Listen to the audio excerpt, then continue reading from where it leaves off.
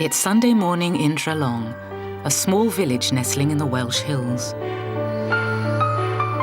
Meet Neil Hook, an Anglican vicar with a difference. He believes the lives of Captain Kirk and Doctor Who offer moral lessons that are just as relevant as those of the Christian martyrs and the Virgin Mary. Star Trek held out a utopian vision of the future in which there was an end to division on Earth. Perhaps we should try to... I use science fiction to illustrate my sermons from the pulpit because, in the end, I believe they open up the gospel, a gospel of possibilities in the way that nothing else could. The Reverend Hook is a man with a passion for science fiction, and he is not alone. All over Britain, artists and archaeologists, bus drivers and brain surgeons share this fascination for the futuristic. Through BBC4's My Science Fiction Life website, fans have been uploading their memories of the books, films and TV shows that left a mark on them. In this programme, we hear how science fiction changed their lives. Science fiction means to me imagination. As a child it fired it up, and as an adult it keeps it going. Science fiction gives me that inspiration to look around the corner, outside the box, into the world of the future. It shows us what we would hope to be, what we can be, very possibly what we're going to end up being. Science fiction inspires me because it gives me a roadmap to the stars. It shows us a brighter, better future.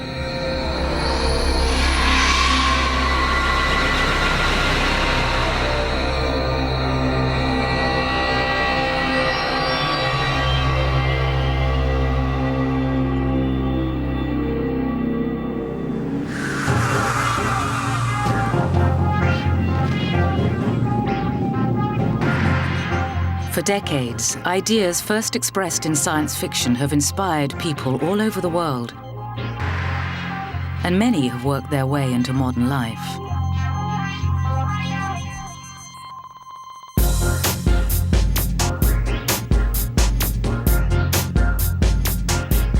From artificial hearts, to robotic arms, to talking cars, what was once science fiction has now become part of our everyday reality. Science fiction has become a powerful force in shaping and predicting our future. But one of the most powerful science fiction ideas of all has yet to materialize. Many great works of science fiction have proposed the existence of extraterrestrial life and the possibility of alien invasion. Lift off.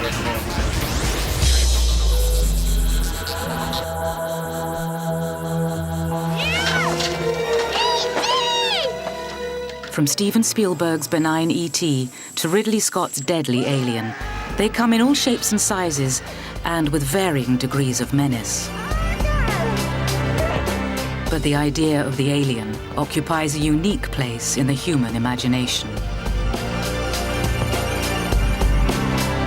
It's important to have aliens in science fiction because it allows us to tell stories about human life and how diverse it is, without specifically picking on any one individual. They are a way of representing the outsider without having to get into genuine discussions about race and religion and all the things that people find difficult to talk about. For me, they are a metaphor. They symbolise the alienness within, for me personally, within myself.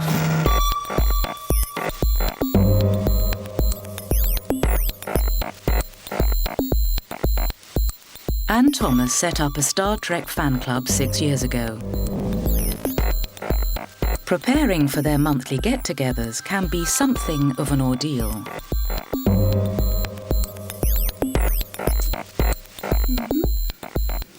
Oh, you gorgeous Klingon, you. I decided to set up a Star Trek club because I love Star Trek and I wanted to do more with it than just watch it on the TV. I wanted to meet other people who also like Star Trek so that we could do things together. Aliens are special to Anne, partly because she likes to pretend she is one. I found out that being a Klingon, you can get away with far more than you can dressed as a human. My Klingon name is Kick-Ass, which translated actually means beautiful warrior. One Klingon, nearly. It means I am not me. I'm somebody else, I'm different, and there's only one way to get into these. I'm something I've created. It's an escape from reality for a little while you're dressed up as a Klingon. One Klingon with a pasty forehead. The problems that Anne Thomas has, Kick-Ass doesn't have. And it's just an escapism, getting away from reality for just a short time and enjoying myself and having some fun. And I'm a great believer in having fun.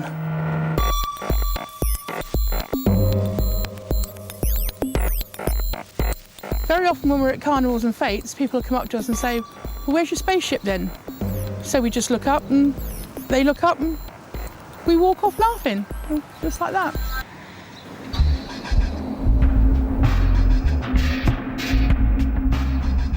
For most people, the idea of aliens coming to Earth on a fleet of spaceships is pie in the sky. But the British government takes the threat of alien invasion seriously. Since the 1950s, the Ministry of Defence has contained a special UFO department to investigate mysterious sightings. For 3 years, Nick Pope was the man in charge of the UFO project. He's a long-standing fan of science fiction. When I was a kid, I was brought up on sci-fi. I was brought up on things like the original Star Trek and very much, of course, Doctor Who was a great favourite of mine. Much of Doctor Who dealt with the idea of aliens coming to Earth. Little did I know that a few years later I would end up running the UFO project and investigating the real alien threat. So for Nick, the truth was even stranger than science fiction. As our chief UFO spotter, Nick was considered by colleagues to be Whitehall's answer to Fox Mulder from The X-Files. Like Fox Mulder, people used to call me spooky. People used to whistle the theme tune to The X-Files as I walked down the corridors of power. That guy's insane. His workmates may have dismissed him out of hand, but there were moments when Nick genuinely believed that aliens had arrived.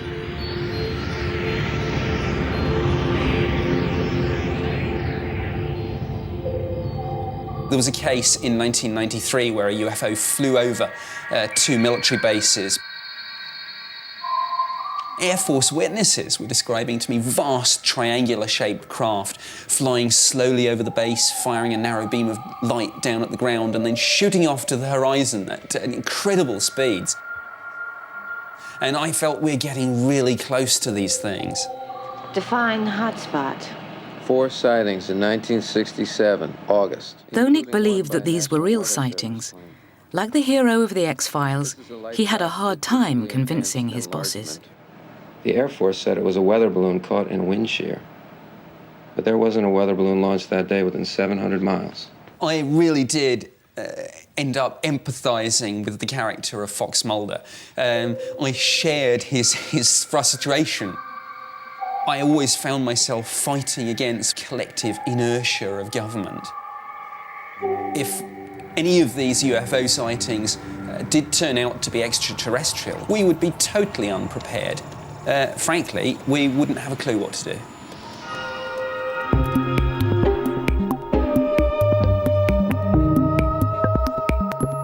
The first book to describe an alien invasion was the H.G. Wells novel, The War of the Worlds.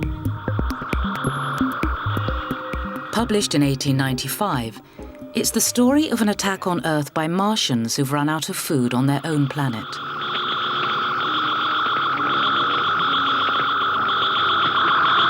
Is that some kind of a flying machine? It's been so popular that it spawned many adaptations in all media, including a movie version in the 1950s and a more recent offering from Tom Cruise and Steven Spielberg.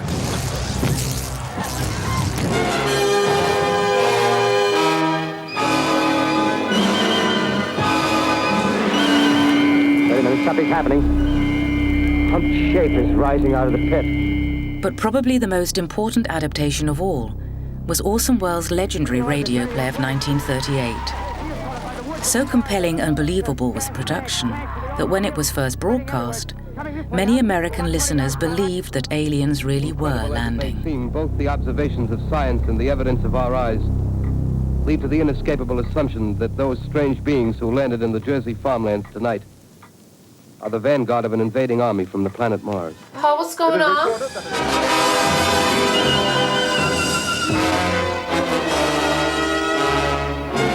There was quite literally panic in the streets. A lot of people didn't realize this was fiction. They thought this was happening. Come on, let's get at it. Come on, let's go. American-born Jeff Wayne has been living in Britain for the past 20 years. He decided to take up the War of the Worlds challenge by creating a rock orchestral adaptation of the H.G. Wells classic.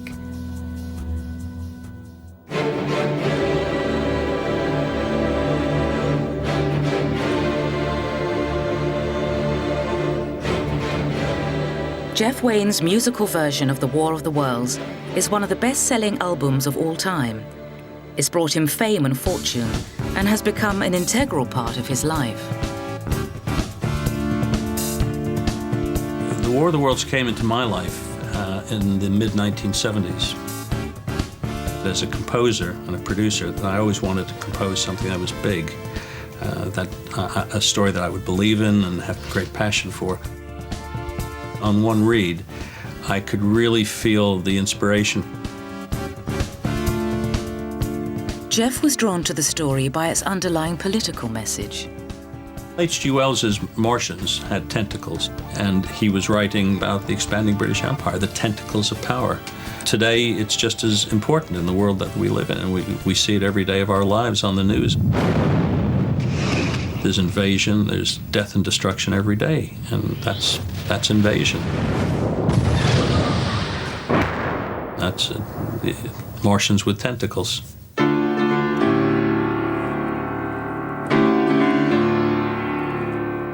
To produce his adaptation of the story, Jeff needed to develop musical motifs that would help to differentiate between humans and aliens.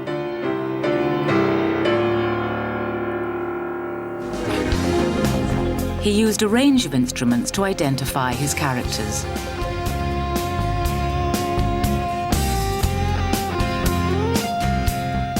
When we're hearing the story through the eyes of humanity, it's much more acoustic and symphonic with the string writing.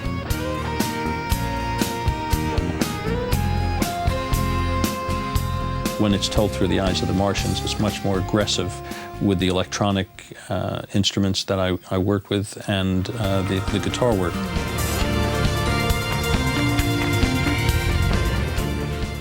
So you get this sort of ping-pong match between the human point of view and the Martians. The sounds that represent the Martians, mostly the oohs, were thought out first from a point of view of, all right, what am I trying to say?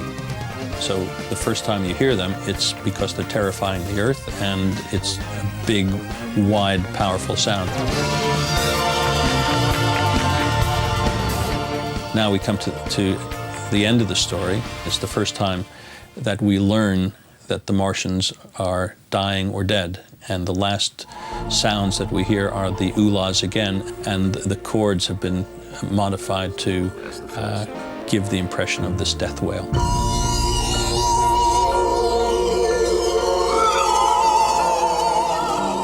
Jeff started the work at what seemed an inauspicious time. It was the 1970s when the music scene was dominated by disco and punk. It was rather adventurous, particularly looking back now, to create a 96-minute continuous work that was trying to tell this story at the height of the punk revolution and when disco was king of the dance floor. I also now understand why most of the musicians and people around me thought I was totally bonkers trying to take this on.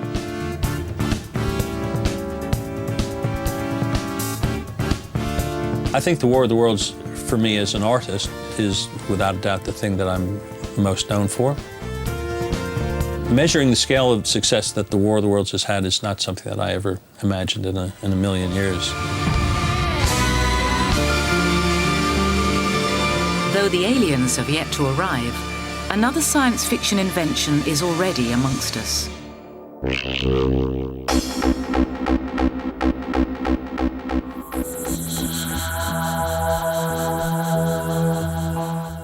From Arthur C. Clarke's out-of-control computer HAL in 2001, A Space Odyssey. I'm sorry, Dave, I don't have enough information. To Isaac Asimov's renegade I, Robot that recently co-starred alongside Will Smith. Yeah. Science fiction writers have long imagined intelligent machines designed to help humanity turning against their creators and doing great harm.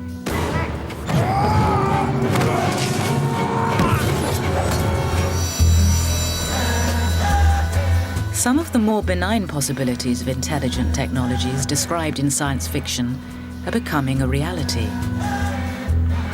Companies use robots routinely on modern production lines, and at the forefront of medicine, artificial hearts and other organs are blurring the boundaries between man and machine.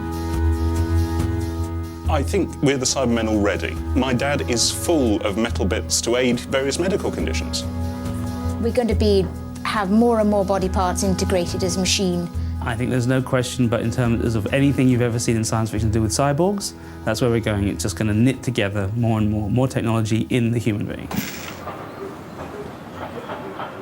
Professor Kevin Warwick, who leads the cybernetics department at Reading University, is so impressed by the idea of robots and artificial intelligence that he's made it his life's work to investigate the relationship between man and machine. As a child, I read a book called The Terminal Man by Michael Crichton, and that was all about a psychopathic killer having electrodes pushed into his brain to change the way he was thinking. And I read it not as a science fiction story, but really as science.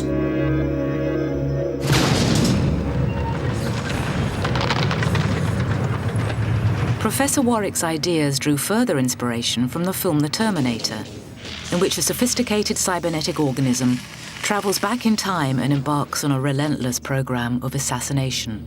Sarah Connor? Yes. I think for me, the most profound science fiction story that had the biggest effect has to be The Terminator. I saw it very much as a philosophical concept rather than a science fiction concept. The machines are intelligent, decide why should we listen to what humans have to tell us, let's go for it ourselves. Why does Arnold Schwarzenegger, the cyborg, think in the way he does? What do you guys come off an assembly line or something? Exactly. What's important to him? What values does he have? To get a more intimate appreciation of this idea, Kevin decided to become a cyborg himself. He arranged to have 100 electrodes inserted into his nervous system and linked himself to a computer network. When I had the implant in place, we were about to start putting current pulses down onto my nervous system. We didn't know what was going to happen. Would it fry my nervous system? Would it be painful? Would it be dangerous? But when I actually felt those current pulses for the first time, it was so tremendously exciting. It also taught me that as a human, I'm pretty limited in what I can do.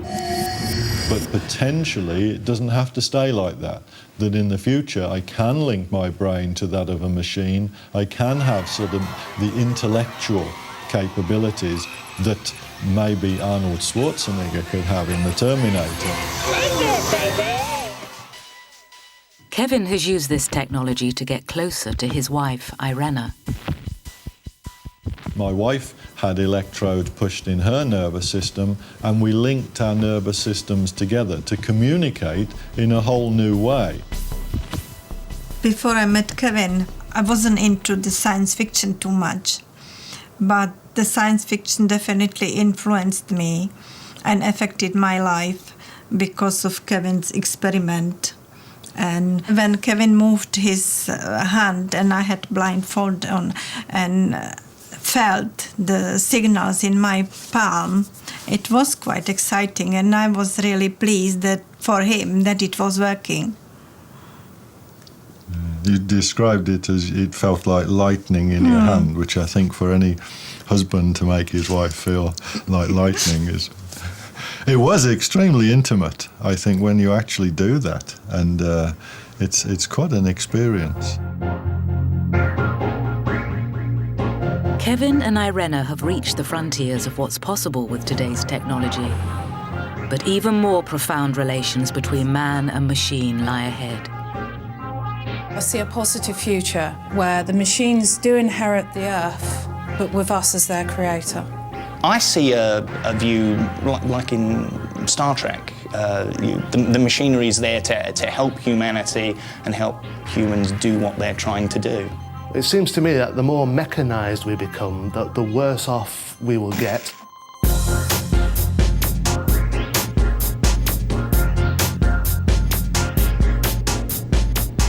Scientists are already developing ambitious applications for robot technologies that once existed only in the realms of science fiction. And now we're talking about the next generation of aircraft may be completely pilotless. Having the pilot safely on the ground in a simulator, but a simulator so real, you'd think they were there. We are very close to the idea of man and machine working in closer harmony. Whether we're going to see cyborgs, Terminators or whatever on the battlefield, I don't know, but I certainly can't rule it out. We're moving towards it.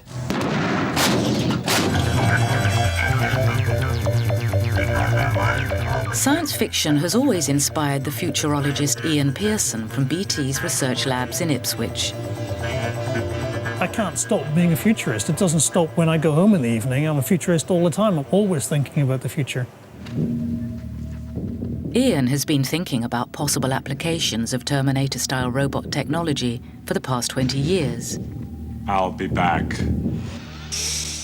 He argues that the robots currently envisaged by science fiction writers will soon become part of our everyday lives. But actually the T1, 2 and 3 robots in the Terminator series of films aren't very sophisticated. I'm an obsolete design. We could almost build those with 2020, 2025 technology. You've got to be shitting me. No, I am not shitting you. He believes that the next generation of robots could have the Terminator for breakfast. What comes not very long after that is something we call smart yogurt. And that's actually the T4 robot if they make the proper film. Because smart yogurt would contain bacteria, which have got electronics inside every single bacterial cell in that yogurt culture. This biologically based nanotechnology might allow bacteria to link together to form computers more powerful than ever before. So it's possible, when you do the calculations, to make a yogurt with roughly the same IQ as the whole of Europe. But the bacteria don't have to stay confined to that yogurt. They can just wander off into the air and blow around through our air conditioning systems, and people will breathe them in. They could actually start controlling the way that people think and enslave us, and you wouldn't even know that that was happening. So that's the really scary scenario of the future.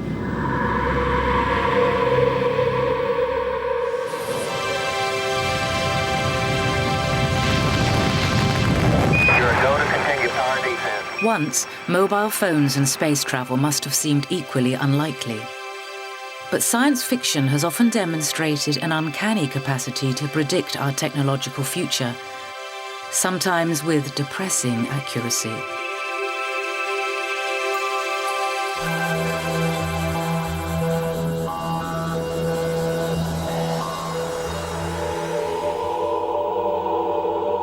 Some believe that several alarming aspects of a totally technology-driven future are already upon us. When George Orwell wrote 1984, even he probably couldn't predict the extent to which it would come true. But it is true. We are living in 1984. We are living in the world of Big Brother. This, in 1984, is London, chief city of Airstrip 1, a province of the state of Oceania. Orwell's 1984 imagines a world in which technology is put to the service of totalitarianism. The behavior of individuals is under constant surveillance. To some, Orwell's nightmare is already a reality. In the United Kingdom, for example, there's more surveillance per person per square foot than anywhere else on the planet. We are watched every day on an array of different equipment. CCTV watches us as we walk down the street. Our mobile phones pinpoint us.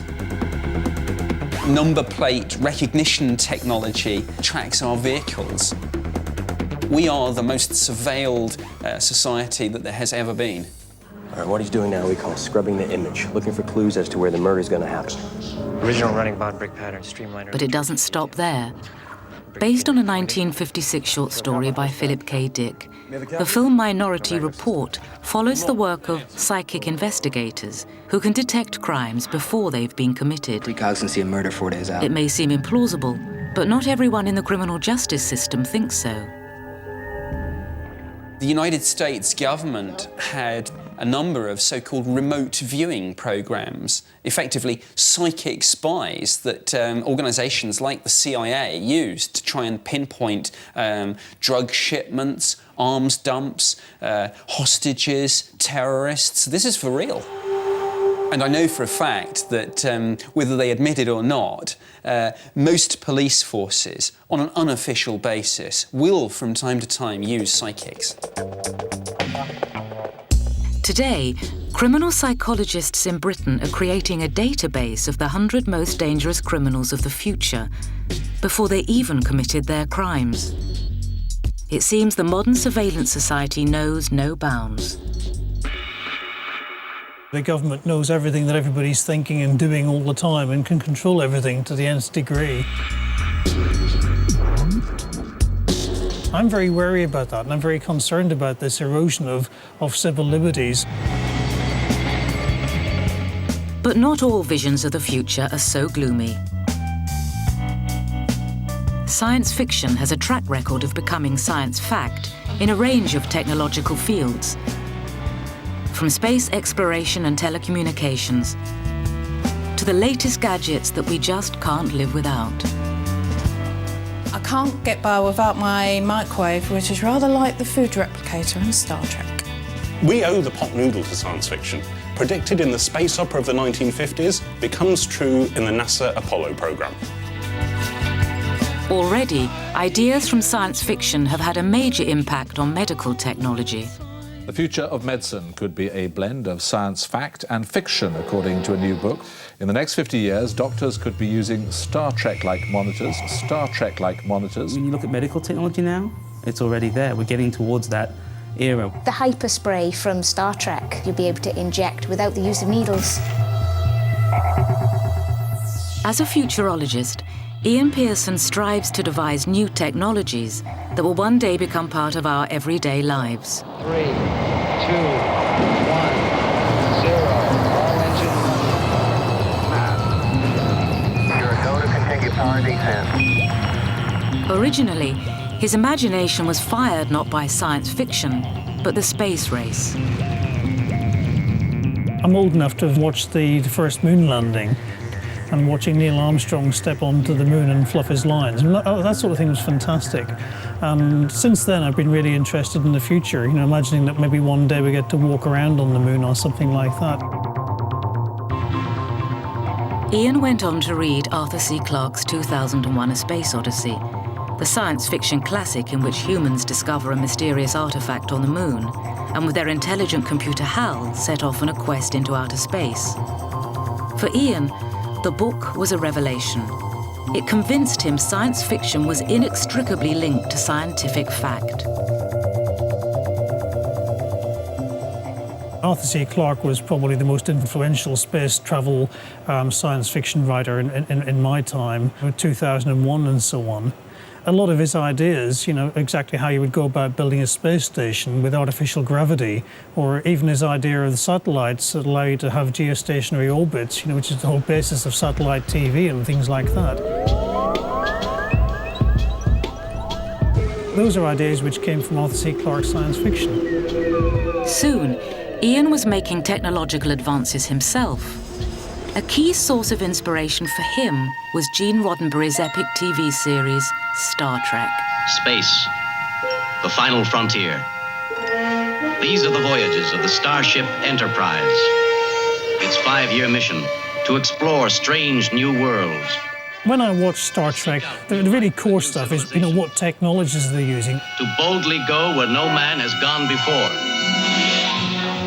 I'm stimulated to think about those and address those to real problems that we're facing. You know, what about global warming? Well, in this particular episode on Star Trek, they looked at that and they did this and did that.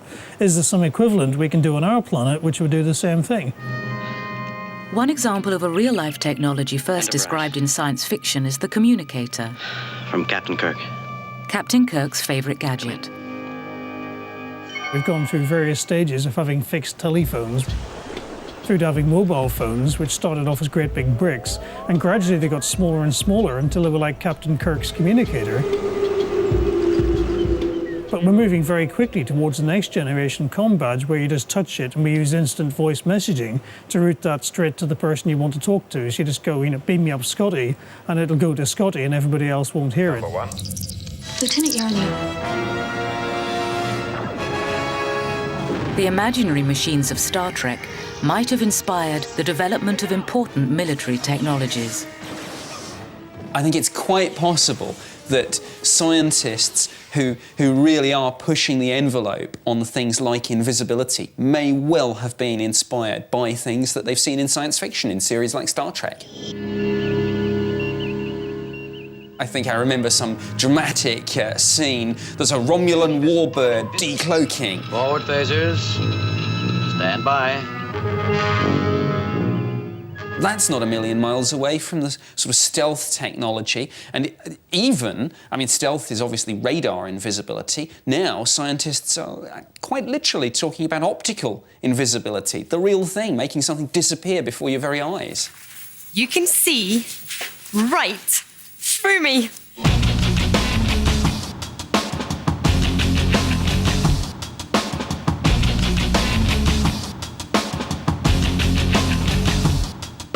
Most of these technologies are already with us, or very soon will be. But in the more distant future, Ian Pearson believes we might soon experience a virtual version of the future, the type of augmented realities depicted in The Terminator and RoboCop. We're talking about active contact lenses. They're underneath your eyelids. You can watch TV with your eyes shut. That's one advantage. Secondly, because you've got a full 3D display, you can overlay that on everything you're looking at in the real world. The wider applications of such technology could be astounding. In every area of your life, you can customize what people look like and what the environment looks like and populate it with all sorts of digital fauna and flora and anything that you've ever seen on any science fiction film or anything in your imagination that you can persuade the computer to build it for you.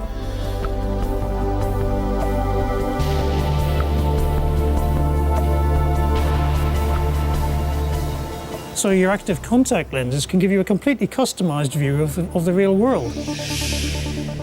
Life beyond reality. Where imagination knows no bounds. This prospect is already being anticipated by the website Second Life. Indulge every passion. Here, users can enter a customized virtual reality. Second Life. Get one. But such bespoke utopias do have a downside.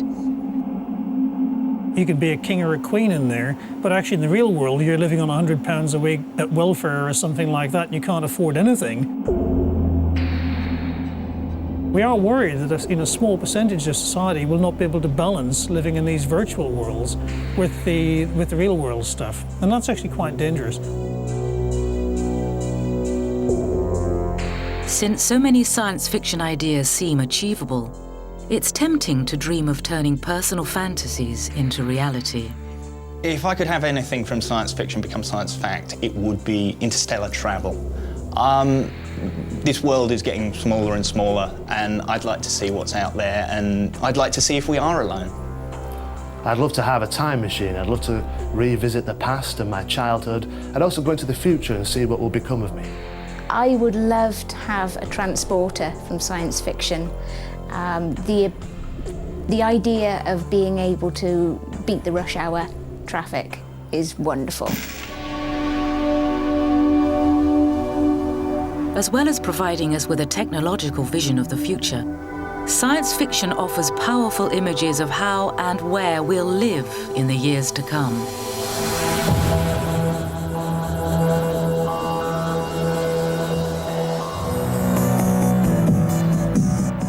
So what will the landscapes of the future look like? And what do our cities have in store for us? From Fritz Lang's Metropolis to Ridley Scott's Blade Runner, cinema's great visionary directors have created high-tech cityscapes to provide spectacular backgrounds for their stories. In the real world, one man has been translating these celluloid dreams into architectural reality. Will Alsop has won a global reputation for designing futuristic buildings that defy established architectural conventions. The effect science fiction has on my work is that I feel that I can do anything. Will's interest in science fiction dates back to boyhood. When did I really become interested in science fiction? It's difficult to tell, isn't it? Did it start when I was reading Eagle comic, looking at those extraordinary cutaway diagrams of bits of machinery and Dandare and all of that? Films like Metropolis, Blade Runner certainly, Dune by Frank Herbert, they are all an important part of what goes to make up this person called me. And from that, it comes out in many different ways in the work that I do.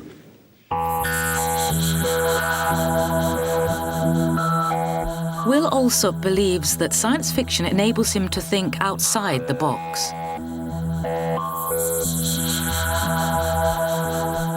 When you dream, of course, the great thing about dreaming is that it's not real.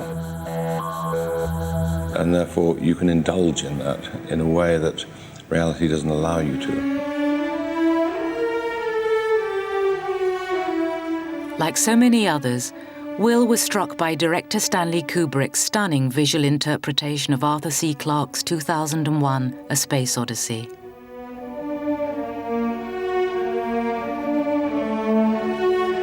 I remember some of the shots from 2001 of these giant spaceships. And they're really big, going along, and they were immensely long.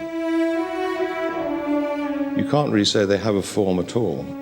It was a long line of technology with pipes and structure and things stuck on, because the notion of aerodynamics doesn't come into it because it's already built in space. Will Alsop has always enjoyed incorporating futuristic elements into his designs. I've been interested in the idea of creating places which have no sensory perceptions at all. If you actually have no sharp corners, so you actually can remove the perception of distance. The idea that you take something that we're familiar with, you take it away, what does that feel like?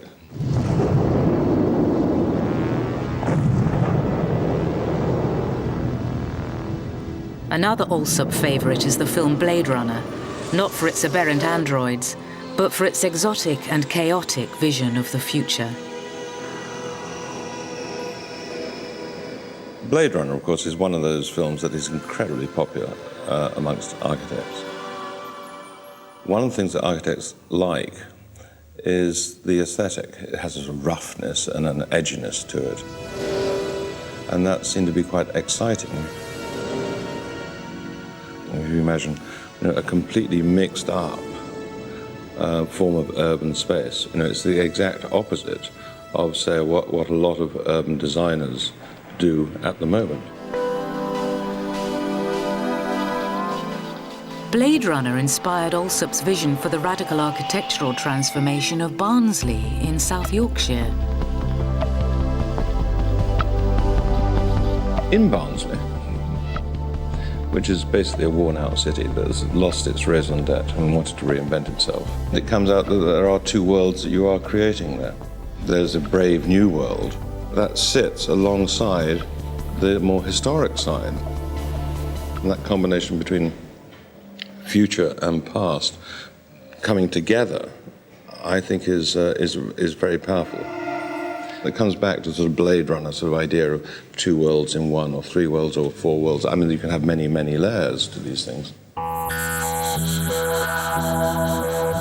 Alsop also envisioned a multi-level metropolis that could accommodate up to 5,000 people in a single building. He sees it as a way to solve the housing shortage along the M62 corridor, but it could be located anywhere. This is a possible future city. Lots of good reasons for doing it. And it fits into the sort of science fiction scenario of the sort of unlikely juxtaposition of different parts. Vaguely chaotic, but all the more vital because of it. I could build this. I can see how it can work. I know how to construct it. I know the technology. So it brings the future closer than you think. Science fiction encourages people to imagine new dreamscapes, but everyone has their own idea of what makes an architectural utopia. I'd like to live on Tracy Island out of Thunderbirds. A luxurious existence, world peace, collapsing palm trees. It would probably be the Enterprise from Star Trek, simply for the holodecks, which is an environment that can recreate anywhere. I'd like to live in the old TARDIS with a maze of corridors and room to think and room to ponder. And also you can go anywhere you like in space or time. Welcome to the 24th century. Not content with just dreaming of a science fiction home, Tony Elaine has decided to build one of his own. Run diagnostic. Running diagnostic. I think everybody should have, have a place that they can go to and think, well, I'm not in the 21st century, I'm not in my own home, I'm not on this planet. Tony can pinpoint his moment of inspiration. The film adaptation of H.G. Wells' First Men in the Moon follows the progress of a team of pioneering astronauts who reach the moon, only to find they were beaten to it by an eccentric professor played by Lionel Jeffries, who flew there in his homemade spaceship. You've actually built it. It's all rather exciting, isn't it? I really must say. As you went into the sphere, it was like he was not on the same planet. Opening all right? Yes, perfectly. Good. There was a line in that film where Lionel Jeffries says, "My little kingdom." Oh, my little kingdom. And I thought, I want to do that same thing. I want to be able to come in from outside and have the feeling that I'm inside a spaceship. Now, prepare for warp 3. But the major inspiration came from Star Trek. When his friend lent him a Star Trek DIY manual, he focused all his energies into transforming his studio flat into something more futuristic. Engage. Engage. Star Trek Next Generation sold you the idea that you actually believed it was possible and that life could exist in the future. So I thought, well, why not pay a tribute to that by actually building interior that is based on Star Trek: The Next Generation. That's how much power for me the show has in terms of where we're going in the future. After 12 years of work, Tony has created a near-perfect facsimile of one of the most famous sets in science fiction. His copy of the bridge of the Starship Enterprise comes complete with its own life-size transporter. I can create science fact out of science fiction. I have done that. I live here, I eat there, I sleep here. So, as far as I'm concerned, I have proven that you can have a science fiction environment and still make it work as a normal domestic home.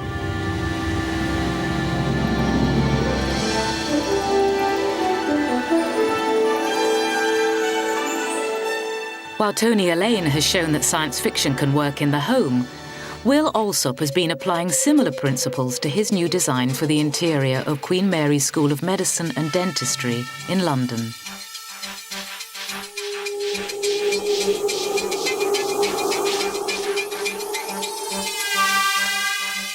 Here in the Blizzard building, what we find floating above this sort of garden of lab is a sky, and the sky contains celestial bodies. And of course within them we have the spaceship, and then beyond that is a sort of nebula. So there are these references, and this is a classic example of the relationship between my interest in science fiction and coming into actuality in some formal way and incorporated into a piece of architecture. This is a pod, of course. It is, in reality, like a dark star. There's a direct reference, therefore, between some sort of science fiction, Star Wars type imagery and this particular pod. Of course, this is pure science fiction. The way those vents go into the top of this pod comes straight from Davros in Doctor Who.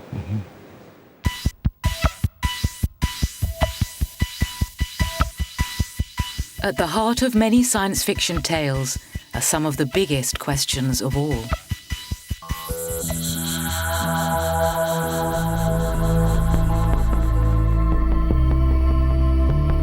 Science fiction often explores the relationship between humanity and the universe. But as well as addressing important theological issues, its writers have addressed more down-to-earth social and ethical questions of the age. I think science fiction it challenges people and it makes them think about things, and it makes you ultimately more tolerant, more forward-thinking. Science fiction, in its own way, is almost like a religion. It's got moral teachings and guidance. I think science fiction inspires me by saying there's a much bigger world out there. And beyond all our current problems and difficulties, we have to live up to that much bigger universe.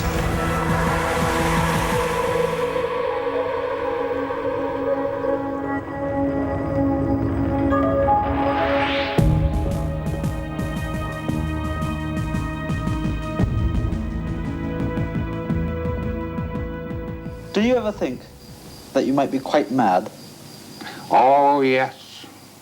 The one man in the world who never believes he's mad is a madman. His teachings claim that human beings contain the souls of displaced aliens called Thetans, and that they are the cause of many of humanity's physical and psychological ailments. Scientology aims to rid its followers of Thetans so they can reach their highest spiritual potential. Today, the Church of Scientology is exceptionally wealthy and counts Hollywood stars Tom Cruise, John Travolta, and Kirstie Alley among its faithful. Although it has been argued that some of Scientology's claims are baseless, many people believe that science fiction has the power to teach us valuable moral lessons, just like the mainstream religions. That's why Reverend Neil Hook from South Wales uses ideas from science fiction to illustrate his sermons. Welcome to St. David's Church. The Reverend believes there are direct connections between Christian belief and science fiction. You may think that there isn't a relationship between Star Trek and our faith, and yet, both implicitly and explicitly, we comment on the way that we interact with society around us. I do use science fiction as a vehicle to communicate the gospel because that's what I am. Part of preaching and teaching is opening yourself up to other people. And when I open myself up, what you see inside is science fiction. I'm like a stick of rock, and I've got the words sci-fi written all the way down the middle. Perhaps we should hope that we too can live a science fictional life like that of Star Trek, in which matters of race... The way that we learn from a faith perspective most often is through parable and allegory. Christ used those, so many other spiritual teachers have. That's what science fiction is. It speaks in parables and in allegories about our contemporary lives. The Reverend's passion for science fiction was ignited by the Star Wars films. They tell the story of an intergalactic struggle between a rebel alliance and an evil empire. This is madness. Devised by director George Lucas, this modern-day myth confronts moral questions concerning good and evil in today's world. 1977, the whole world changes for me because Star Wars comes out. And I can remember going to see Empire Strikes Back 3 times in the first weekend. My poor father had to take me over and over again.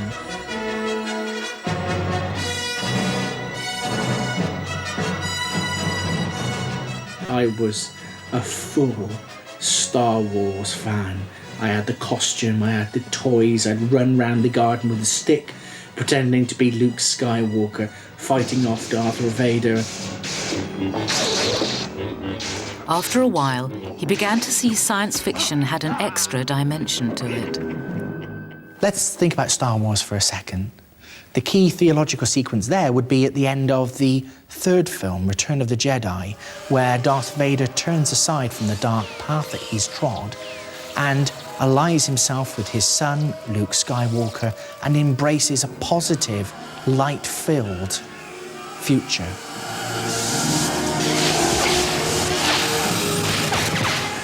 And you have this story based around the idea of light and darkness.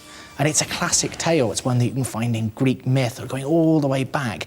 But it still resonates today, and it resonated for a 4-year-old boy as well. Welcome to the end of the world. Reverend Hook's interest in science fiction isn't confined to Star Wars. It's happening again. What do you mean? I've seen them before. He considers the renegade Time Lord Doctor Who to be one of TV's most progressive role models. The thing about Doctor Who is that he travels to new societies. Representing the forest of Cheam, we have trees. He experiences new cultures, and he does so with an open mind. For him, it's all about the experience and the journeys, and he doesn't see what's on the outside of people, he sees what's on the inside, what's in their hearts. I'm not here to kill it. I've got to give it a chance. I wish I could be the same when I enter any social situation that I come into contact as a vicar. Ethical questions lie at the heart of many works of science fiction. 2001: A Space Odyssey makes me aware of who we are and how small we are and what part of the universe we are. Babylon 5 gives a spiritual message of tolerance and of companionship and of living with other people who are not necessarily the same. Things like Star Trek do teach you how to be non-judgmental, and I don't think I would have got that from anything else.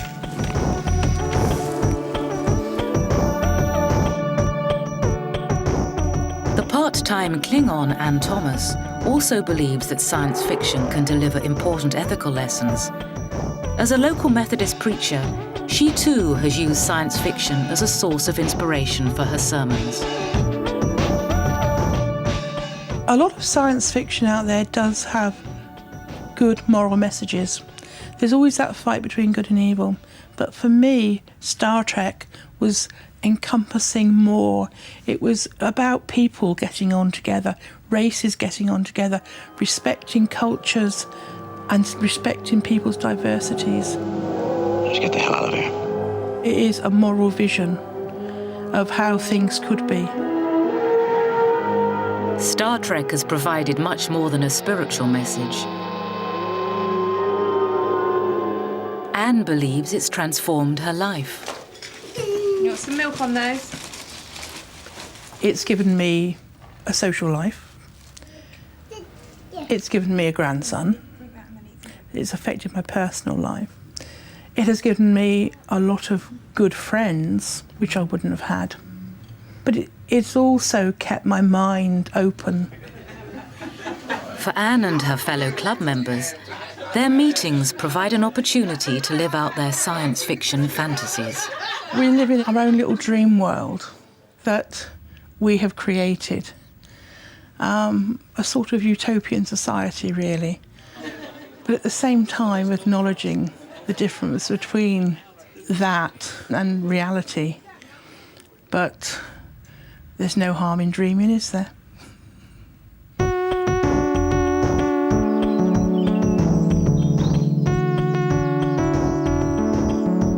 Reverend Hook also regards science fiction as more than a source of moral guidance. Along with Christianity, it serves to define him as a person. My house is full of science fiction. My days are full of science fiction.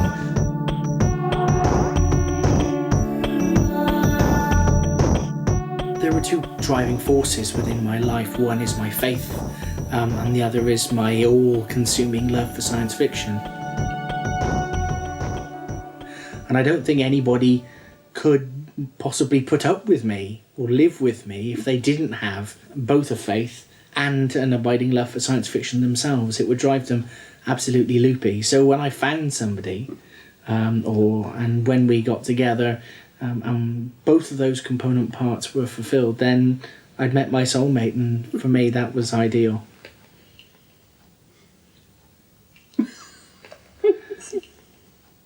Does that mean you'd walk off with any sort of alien or Cardassian or something that turned up who like... God-fearing Cardassian girl, and off I go now. Yeah.